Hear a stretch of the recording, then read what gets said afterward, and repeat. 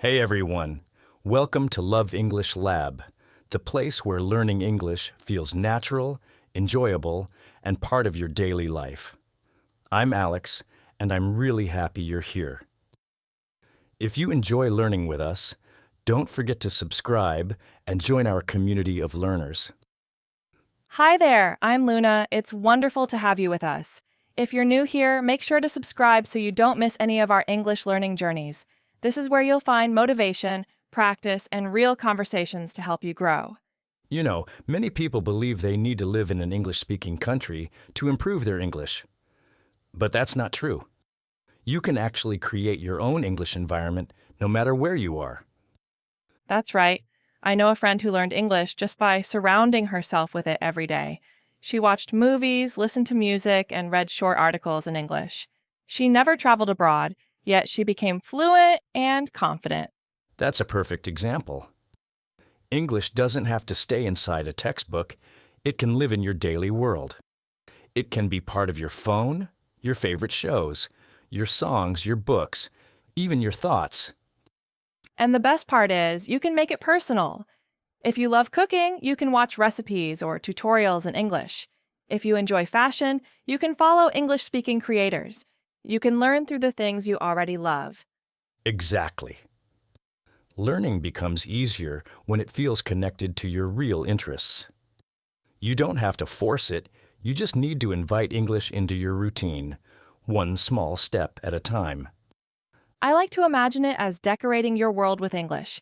You can start with small things, like setting your phone or social media to English, listening to short podcasts, or reading captions. Every detail helps.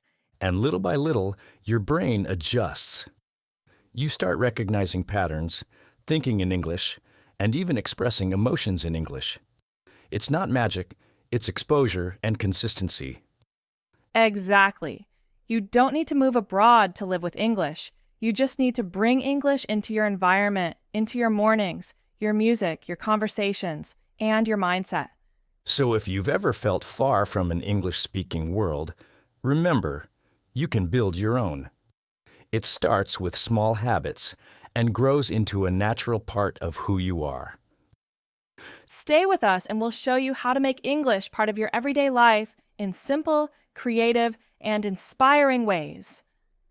Let's get started.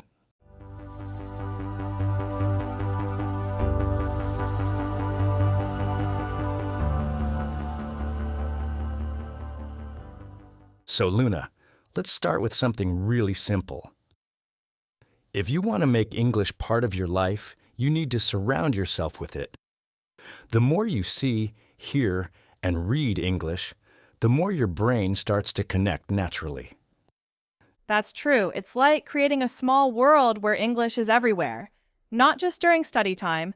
Many learners believe they should only practice when they sit down with a book, but that's not how the brain works. Exactly. Think of it this way. A person who listens to English songs while cooking, watches short English videos during breaks, and reads headlines in English on social media is practicing all day without even realizing it. Yes, and what's great is that exposure doesn't have to be hard. Even small moments make a difference. For example, one student I know decided to change all her phone notifications to English. At first, she had to look up a few words, but soon it became automatic. I love that. She didn't add more study hours. She just lived with the language. That's the secret. You don't need to do more. You just need to shift what's around you. One good habit is to replace part of your entertainment with English. If someone usually watches movies in their native language, they can start switching to English versions, maybe with subtitles at first, and later without them. That's a great tip. The key is to make it enjoyable. Choose shows, podcasts, or YouTube channels that you actually like. If it feels boring, you won't stay consistent. Learning through things you love is what keeps your motivation alive. Exactly. I know someone who loves photography, and they follow photographers who speak English. They watch tutorials, read comments, and interact in English communities online. They're improving without thinking of it as studying. That's the best kind of practice when it doesn't feel like work. And something many people forget is listening. Listening daily helps your brain adapt to the rhythm, sounds, and pronunciation of English. Definitely. You don't have to understand every single word. Just listening trains your ear and helps you recognize phrases naturally. Even if you're cleaning or walking, play something in English in the background. That's right. Your brain learns through repetition and familiarity. The more English you hear, the more patterns you start to recognize. And there's another powerful habit, labeling things around you. You can place small notes on objects at home, like mirror, door, fridge, light. It may seem simple, but it really helps to connect vocabulary with real life. I love that method. Some learners even use sticky notes with short sentences like turn off the light or drink some water. This connects English directly to actions, not just words. That's so true. It's active learning, and it also keeps your brain surrounded by English, visually and mentally. Another idea is to organize your digital world in English. Change your browser, your calendar, even your playlists. It's a small change, but it keeps you constantly interacting with the language. And what's interesting is how these small changes build a habit. After a few weeks, you don't even notice you're living in two languages, it just feels normal. Right? And once it feels normal, progress becomes natural.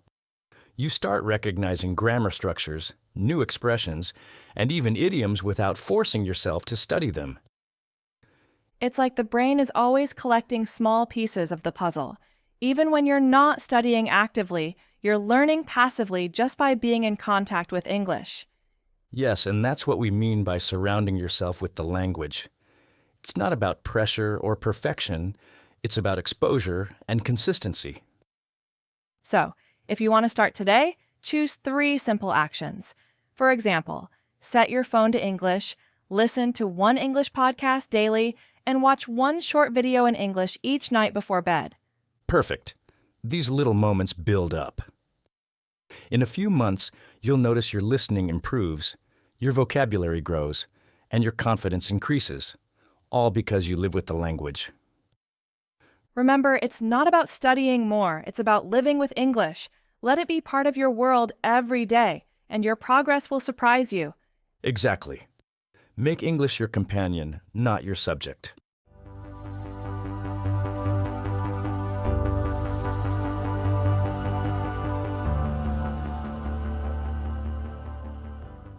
So, now that we've talked about surrounding yourself with English, let's go one step further, turning your daily routine into English time.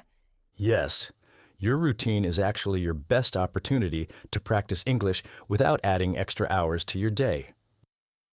You already do so many things: eating breakfast, commuting, working, cleaning, exercising, and all of those moments can become small English sessions. Exactly. Let's say someone has a busy morning. They wake up, make coffee, and get ready for work. During that time, they can listen to an English podcast or an audiobook. It doesn't take more time, it just replaces silence or background noise. That's a smart approach. For example, one learner I know listens to a 5-minute English show every morning while brushing their teeth and getting dressed. It's a small habit, but after a few months, their listening skills improved a lot. Right, and what's amazing is that your brain starts connecting English with everyday activities. So instead of seeing it as study time, it just becomes part of what you normally do. Yes, and that's the key, linking English to your lifestyle. If someone likes going for a walk, they can listen to English music or an interview. If they love cooking, they can follow a recipe video in English while preparing dinner. I know someone who practices English every evening while cooking. They follow English-speaking chefs on YouTube and repeat the phrases they hear, like chop the onions or mix it slowly. It's both fun and educational. That's a great method. Repetition and action together. When you hear a phrase and immediately do it, it becomes easier to remember. Exactly. And the same idea works for other routines too. If you commute by car or bus, turn that time into an English zone. Listen to a podcast, an English radio station, or even talk to yourself quietly about what you see around you. Yes, that's something many learners forget. Self-talk. You can describe what you're doing or what you're thinking in English. For example, while walking, say in your mind, "I'm going to the store," or "The sky looks beautiful today."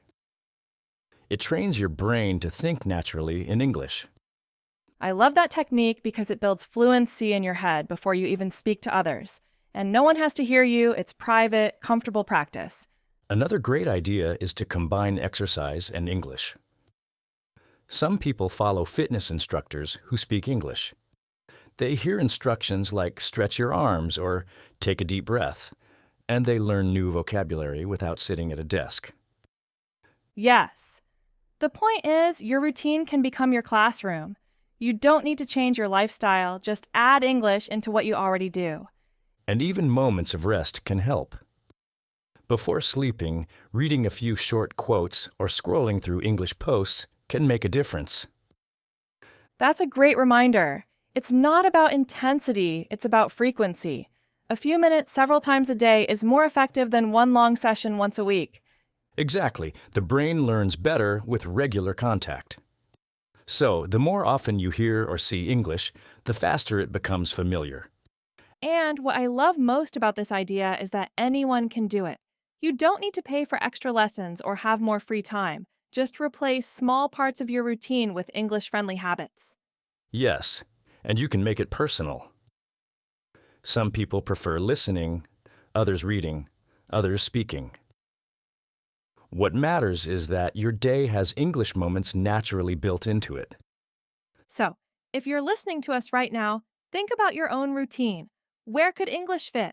Maybe during your breakfast, your walk, your cleaning time, or before bed. Choose 1 or 2 moments and make them English time. No excuses, no stress. Just a few minutes where you connect with the language. And soon you'll realize that English isn't something you study. It's something you live with every single day through your normal life. That's the magic of turning your routine into English time. Progress without pressure.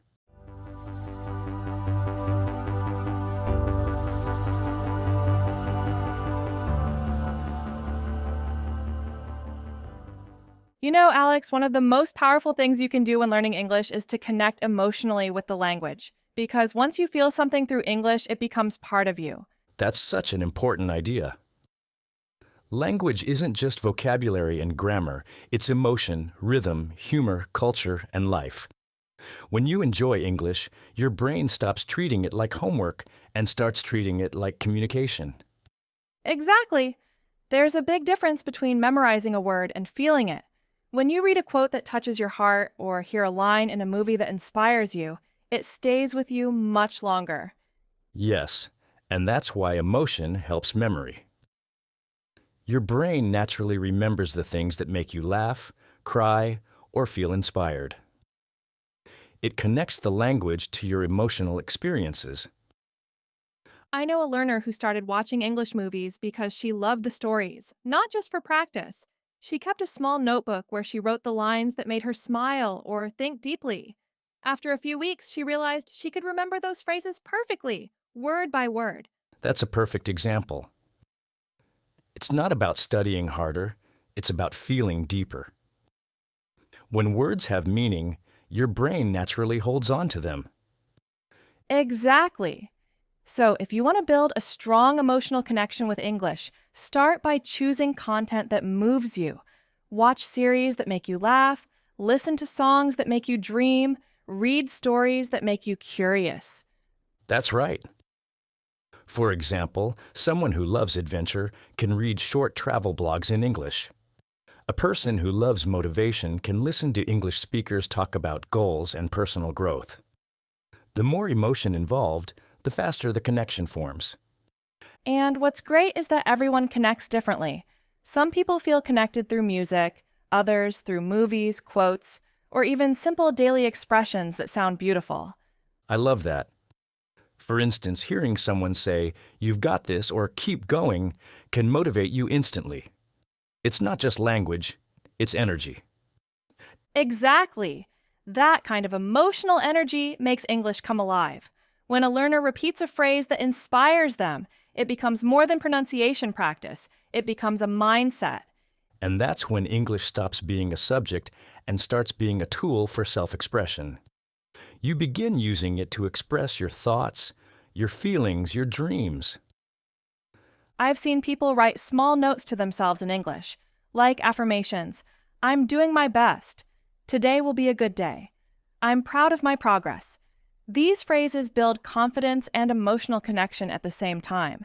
That's a wonderful habit. You can even stick those notes on your wall or mirror so that you see them every morning. They remind you that English is not only for exams, it's for real life, for motivation, for self-growth. Another beautiful way to connect emotionally is by journaling. Some learners write a few lines each night about how they feel. Nothing complicated, just short reflections in English. For example, I felt nervous today, or I'm grateful for my friends. Yes. When you use English to describe your emotions, it becomes personal. You're no longer practicing for a test. You're communicating with yourself. And that emotional honesty builds fluency faster than memorizing grammar rules, because the language starts coming from your heart, not just your head. Another tip is to share emotions through stories. Tell a friend or a study partner about something that made you laugh or something you learned, but do it in English. Real emotions make your words flow naturally. I love that idea. And even if you don't have someone to talk to, you can record voice notes. Some learners keep audio diaries where they speak freely for 2 or 3 minutes about their day. Yes, that's both emotional and practical. You can listen later and notice your progress. Plus, it helps you get comfortable expressing yourself in English, even when you're alone. And here's something interesting. Emotion also helps pronunciation. When you say something with feeling, you use natural rhythm, tone, and stress, just like native speakers do. That's true. Think of actors. They don't just say lines, they feel them. You can practice the same way. When you repeat a powerful phrase from a movie or song, do it with emotion. It trains your voice and makes your speaking sound more real. And it's more enjoyable too. Nobody wants to repeat boring sentences from a textbook, but repeating a line that inspires you, that's something you'll remember for years. So the goal is simple. Make English something that touches your heart. Let it motivate you, comfort you, or make you laugh. That's how it becomes part of your life. I like to say, don't just learn English, feel English. Let the words carry meaning. Let the sounds carry emotion. That's where the magic happens. Beautifully said. When English makes you feel alive, it becomes more than a language. It becomes part of your story. And once that happens, everything else, pronunciation, listening, vocabulary, becomes easier because your heart is already connected to the language. So true. Learning English through emotion isn't just more effective, it's more human. Exactly. The moment you connect emotionally with English, you stop studying it and start living it.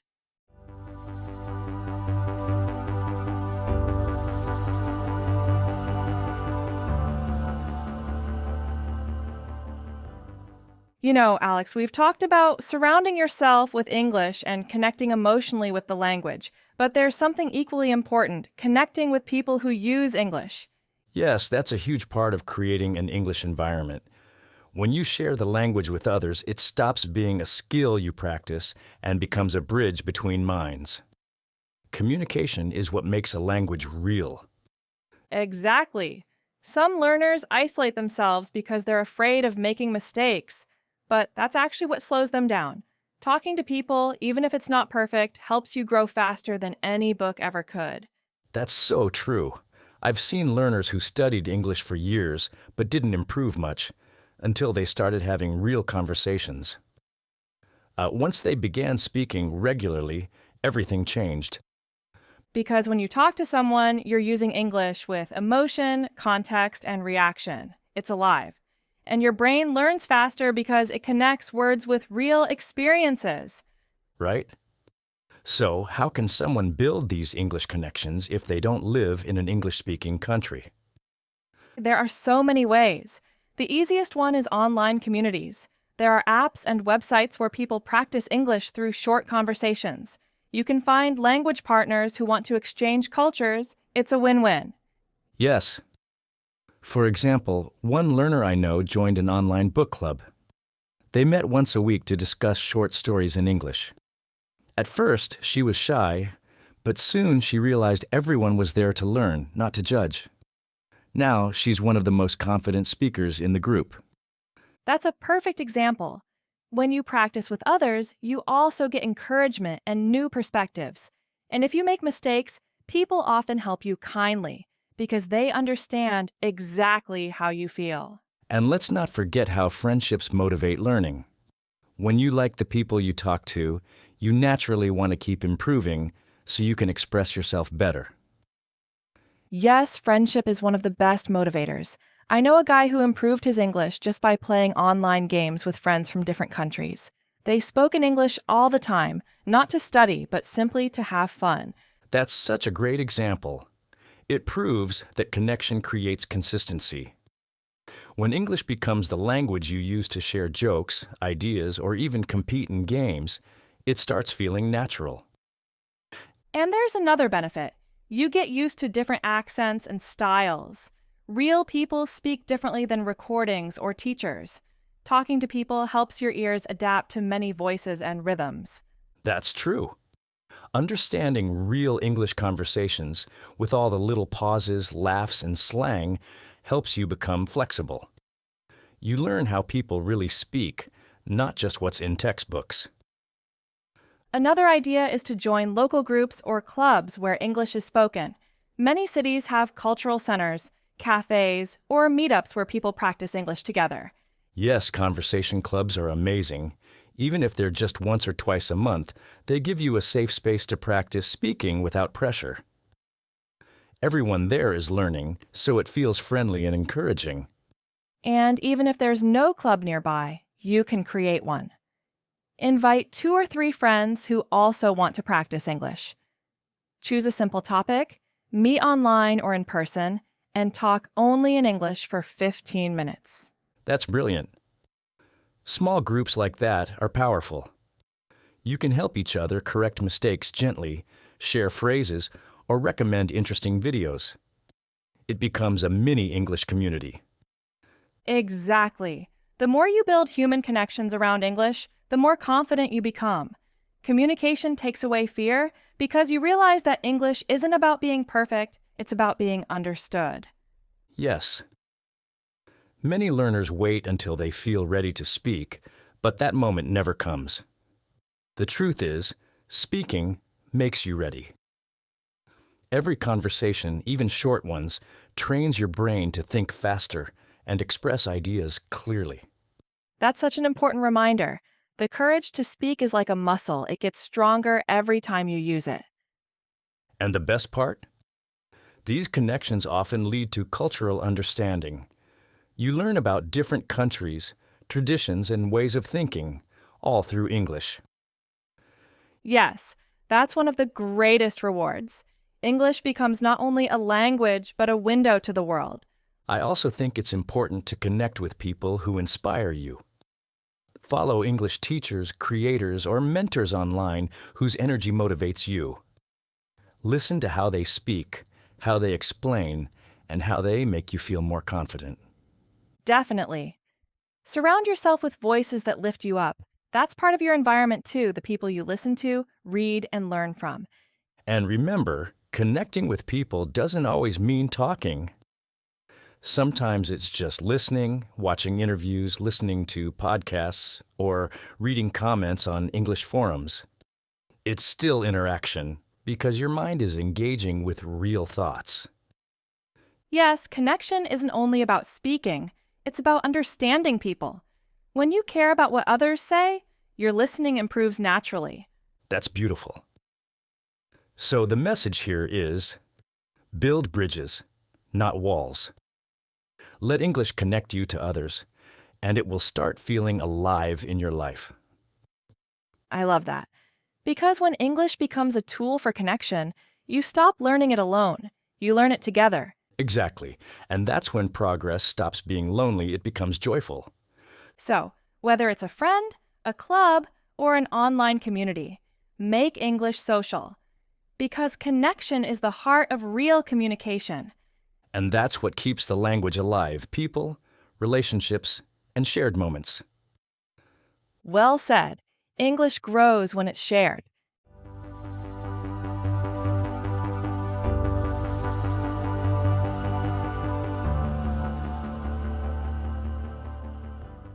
So, Luna, we've talked about surrounding yourself with English, turning routines into English time, connecting emotionally, and building connections with people. Now comes the next step: making English part of your lifestyle. Yes, that's when English is no longer something you do, but something you live. It's when you don't even have to think about practicing anymore because it naturally fits into your everyday choices. Exactly. And the amazing part is, it's not about doing more, it's about doing the same things you love. But in English, you simply choose English versions of the things you already enjoy. Right. For example, if you like watching cooking shows, choose English ones. If you like following celebrities or influencers, follow English speaking ones. If you read the news every morning, pick an English language website. It's that simple. You're not adding effort, you're just switching the language. That's what makes it powerful and sustainable. I know a learner who did exactly that. She loved fashion and started reading fashion magazines in English, watching styling videos, and following designers who spoke English. After a few months, she realized her vocabulary had grown naturally without studying lists of words. That's a perfect example. When you make English part of your identity, learning feels effortless. You pick up new phrases and expressions the same way a native speaker does, by living them. And that's what lifestyle learning means. It's not about textbooks, it's about curiosity. You follow your interests and let English grow around them. Another key idea is to create an English environment that matches your goals. If you want to speak confidently, then fill your life with spoken English. If your goal is to write better, then read daily and take notes on style or word choice. Exactly. And remember, a lifestyle is built one habit at a time. You don't have to change everything overnight. Start with one or two habits, keep them for a week, and then add more. That's a great tip. Maybe start by listening to English while eating breakfast. Then, after a week, add reading a short article before bed. The key is consistency, not speed. Yes, it's like exercising. A little every day is much better than a lot once in a while. The more you live with English, the more natural it feels. And something people often forget is the importance of your inner voice. Try thinking in English throughout the day.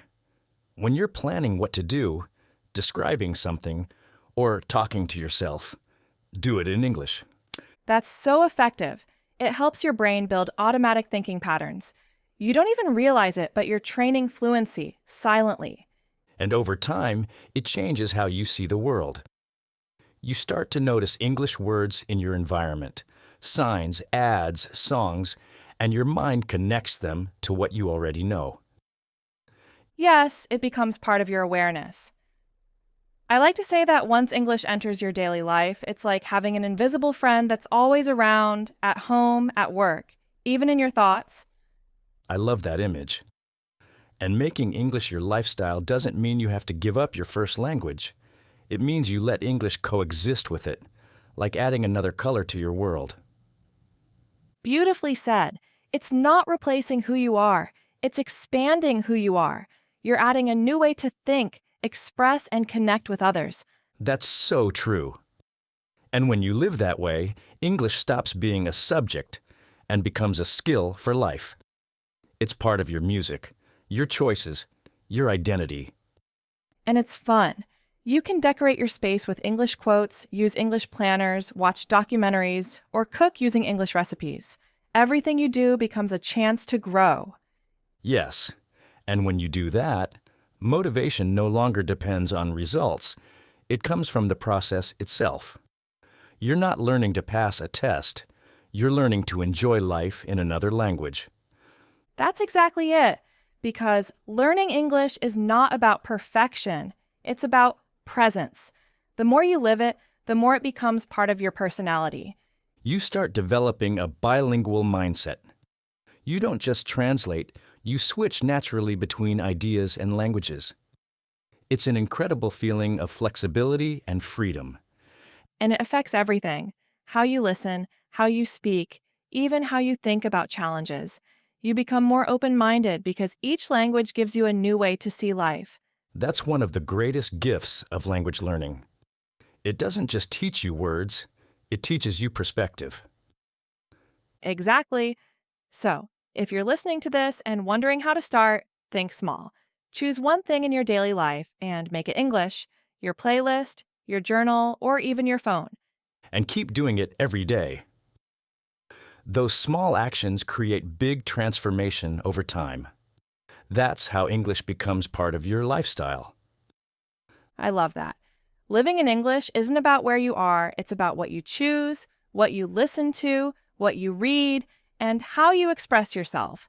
Yes, it's a choice you make every day to let English grow in your world until it feels completely natural.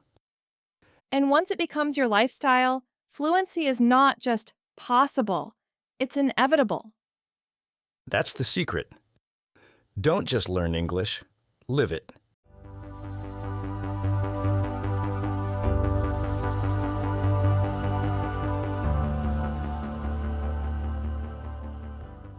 So, Alex, after everything we've talked about, it's clear that creating your own English environment isn't about living somewhere else. It's about transforming the world you already have. Exactly. English isn't just something you study, it's something you invite into your life. You create it through your habits, your routines, your relationships, and the things that inspire you. That's such a beautiful way to see it, not as an obligation, but as a lifestyle choice. Anyone can build that world, step by step, with curiosity and creativity. Right. You don't need to move to another country. You don't need perfect grammar or expensive lessons. You just need to surround yourself with English and let it grow around you, in your music, your thoughts, your daily moments. And it's not about perfection, it's about connection. Every word you learn, every song you understand, every conversation you have, they're all pieces of your English world coming to life. Yes. And even the small things matter. Listening to a podcast while cooking, reading one article before bed, or describing what you see in English. These simple moments build fluency over time. It's almost like planting seeds. Each small action is a seed that grows into confidence. And one day, you look around and realize you're living in English without even thinking about it. That's such a great image. And I think it's important to remember that your English world doesn't have to look like anyone else's. It should reflect you, your interests, your passions, your goals. Exactly. If you love nature, let English be part of that. If you love movies, books, or cooking, make English part of those experiences. Your environment will be stronger when it feels authentic and personal. And the more you enjoy it, the faster you'll grow. Because when English feels like a friend, not a task, motivation comes naturally. That's true. Sometimes people wait for the perfect time to start, but the truth is, every moment is perfect when you start with intention. You can begin right now with what you already have. Yes, your phone, your playlist, your curiosity, that's all you need. English is already everywhere. You just have to let it in. And remember, it's not about how fast you go, it's about how consistent you are. Small daily steps create big changes over time. That's the secret of fluency, not pressure, but presence. So, wherever you are, keep building your English environment. Make it part of your mornings, your thoughts, your laughter, and your dreams. Because the more you live in English, the more English lives in you. Beautifully said, Alex. Thank you, Luna. And thank you, everyone, for being with us today. Remember, your English environment starts with one small choice. Keep going, keep growing, and let English become part of your everyday life. Until next time, keep learning with joy.